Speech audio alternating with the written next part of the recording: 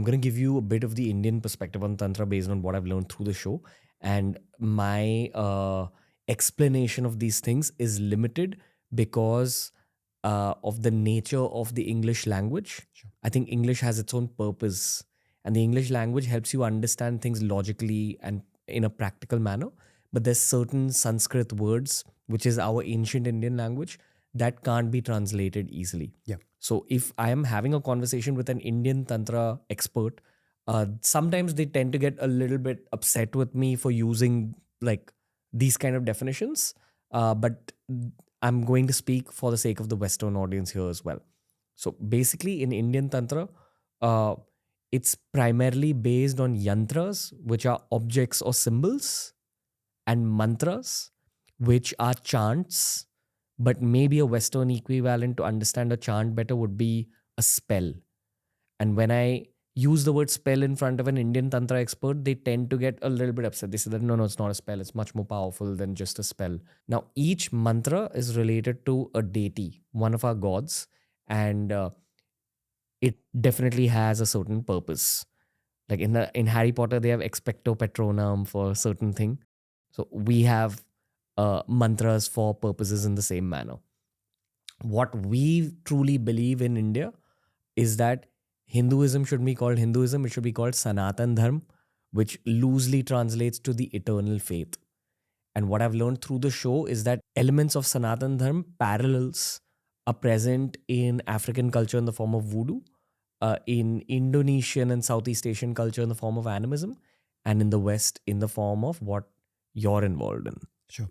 Would you like to say anything based on what I said? Absolutely. So you'll find that Western magicians still very often use Indian mantra, particularly if they have a meditation practice. So for a meditation practice, the use of mantra and breath is something which is seen as a fundamental skill. Obviously, for an Indian tantric, what we do might look quite basic. We would define spell slightly differently. So I wouldn't describe mantra in the terms of spell. How would you describe mantra? The use and chanting of mantra in a Western magical practice would be to do with thought stopping, with stilling the mind, with running the energy orbit through the system. So we'd be using mantra in those ways. So very often we've taken that from an Indian approach, whereas if we were to use a word like spell, for example, a spell would be more describing a constructed ritual with a spoken element, with a performative element, not necessarily with yantra, but with a combination of items or objects which are assembled at a particular time under particular circumstances and are empowered through that. So we have a lot of similarities, but we also have quite a few differences.